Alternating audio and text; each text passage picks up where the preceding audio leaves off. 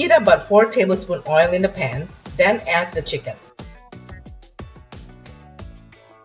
Cook until the chicken is almost cooked, then add the jalapenos. Cook until the jalapenos are done and take both out of the pan.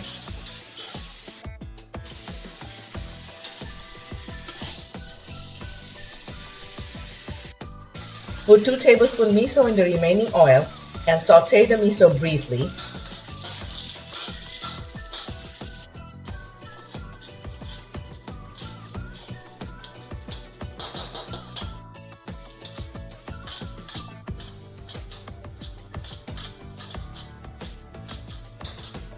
Then add the chicken jalapeno back and continue sauteing.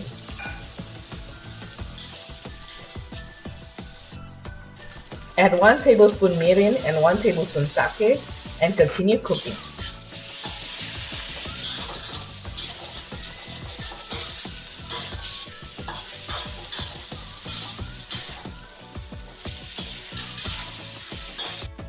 Turn off heat and add 2 teaspoons sesame seed oil.